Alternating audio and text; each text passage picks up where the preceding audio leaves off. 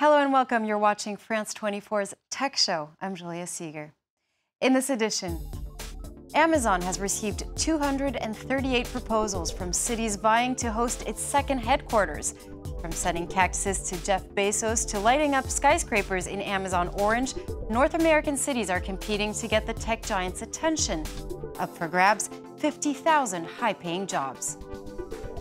And to celebrate Halloween, we'll take you on an augmented reality trip in the French southern city of Montauban, a virtual experience developed by the French startup Arctech. But first, we use them on a daily basis to express our feelings in text messages, tweets, and Facebook statuses. But did you know that smileys, also known as emojis, were first patented by a French journalist nearly 46 years ago? Alex Jennings reports. They're round, yellow, and go by many names. Emojis, emoticons, or smileys, whatever you call them, they've become a universal form of communication and remain a French trademark.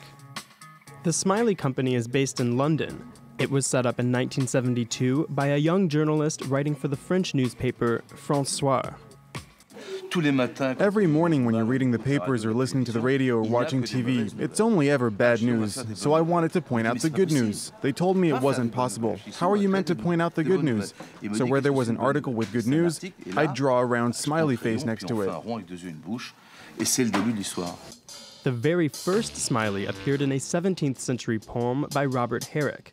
Later, it was popularized by the American artist Harvey Bell. But rights to the now ubiquitous symbol were claimed by Frank Lufrani, who trademarked the smiley.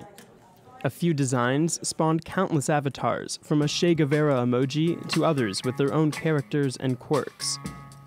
Since then, they've become a powerful brand. And I like the language of emotions in general, and I love that you can really express your emotions with one only image in the end. Lufrani's son has taken the helm and expanded the company's reach. In less than 20 years, he's popularized the emoticon with mobile phones. At this trade show, 300 brands are interested in licensing it. I inspired a movement, and then it was reinvented and redeveloped by other companies. It's something I'm pretty proud of. Smiley Company is now one of the world's top 100 licensing companies. Its annual sales top 230 million euros, and it sells more than 23 million products every year. When Amazon announced its plans for a second headquarters last September, it sent North American cities into a frenzy. Tuscan sent a giant cactus to Amazon's CEO, while New York City lit up its iconic skyscrapers in Amazon Orange in a bid to woo the tech giant. What's at stake? $5 billion worth of investment and 50,000 high-paying jobs. Well, for more on this, I'm now joined by Anthony Hogerby, the SVP of the New York City Economic Development Corporation.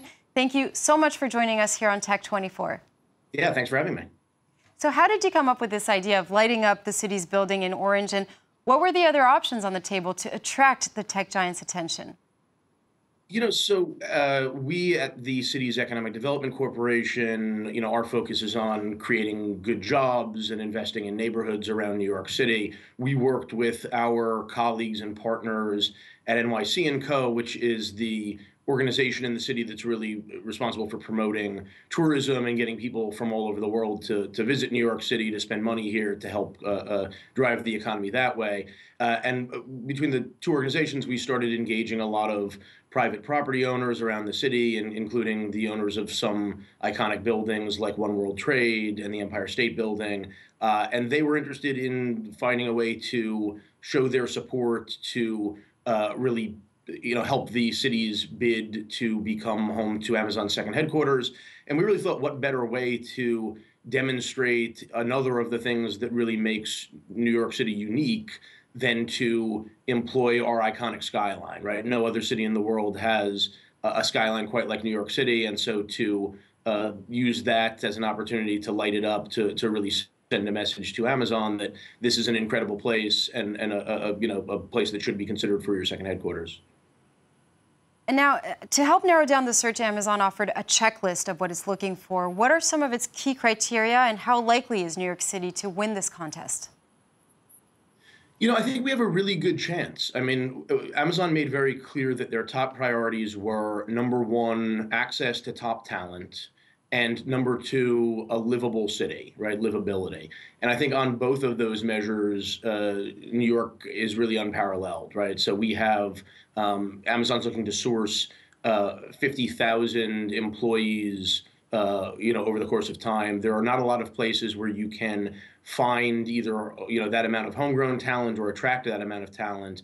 New York City has more people with bachelor's degrees or above than San Francisco, Los Angeles, Boston, Philadelphia, and Washington, D.C. combined. So just the sheer volume of top talent that is here, I think, really sets us apart. And then on top of that, this is a place that people want to live. Young people, talented people, people who can live anywhere in the world are attracted to New York because of our culture, our nightlife, our incredible restaurants, the walkability of the city, a lot of the investments that we've been making in open space, exciting things like the High Line. And so we really feel like on both of those criteria, New York City really shoots to the top. And we hope Amazon will give us some serious consideration. And now some people argue that the next Silicon Valley will be in Manhattan and the boroughs. Is that what you're trying to achieve?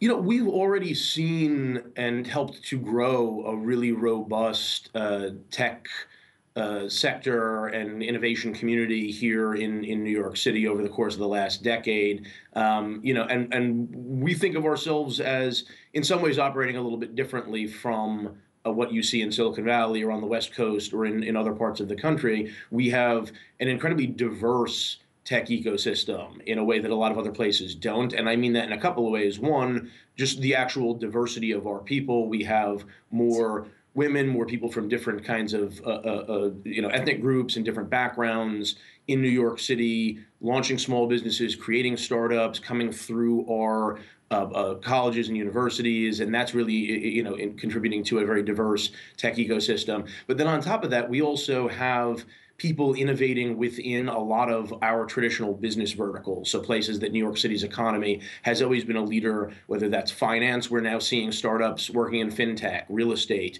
We're seeing a really strong emerging prop tech community. We have, healthcare has long been one of our largest employers. We have folks innovating in healthcare, innovating in life sciences, biotech, med tech. So really in all of these areas, and then in some new emerging areas, we're really starting to create a major foothold. We are a media capital, we're a communications capital. And so things like virtual reality, augmented reality, those are kind of nascent technologies that we're really starting to see take off in New York City. And so we think there's really incredible opportunity for continued growth. We as a city continue to make targeted investments and hope to continue to grow an ecosystem that's not just strong and vibrant, but that's actually accessible to New Yorkers, to people from all sorts of different backgrounds. Well, thank you so much, sir. Anthony Hager there, the SVP of the New York City Economic Development Corporation. And it's time to welcome our in-house expert, Dan and Jay Kattlecar. Dan, Apple, Facebook, and Google are also putting a lot of money on the table to create these spectacular buildings for their employees. That's right. Let's start with Apple. And one of the most talked about buildings has been the Apple Park, dubbed the spaceship. It can accommodate almost 12,000 employees. It also has an auditorium which has the capacity of 1,000 seats. As far as the landscaping is concerned, it can have 9,000 trees. It has an orchard. It has a pond. So all in all, this building has some really impressive specifications. And you can see it from space as well. What about Facebook and Google? Facebook and Google are also building new campuses. So Facebook is building a campus called the Willow Campus, which is close to Menlo Park. And Google is also building another campus it's dubbed the Google Charleston East. So basically, it consists of a cluster of buildings which are housed under a tent-like canopy. Now the roof, they have solar tiles. So as you can see here, there's plenty of natural light. The solar tiles or the design of the roof ensures that the climate is regulated. There's ample ventilation as well. The sound is minimized. So all these factors are taken care into, and the office area is around 595,000 square feet. It's a great way for all these tech giants to show their might. It's time for a very spooky Test 24.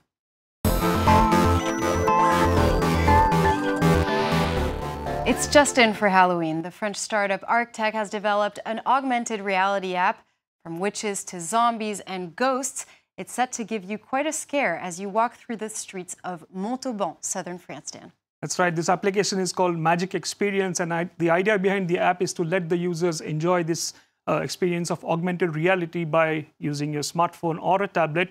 All you need to do is point your smartphone or tablet towards, say, a poster or some props, which this company, Art Tech, has put on windows in the town of Montauban. So if you walk through the town of Montauban and point your camera at a window, then you will see all these virtual witches or virtual zombies come to life. So this is a great way of enjoying Halloween. But of course, this is not the only application that is available. There are many other companies that are also giving a bigger and scarier experience. There's one company called Atmos FX, which is providing something called Holusion.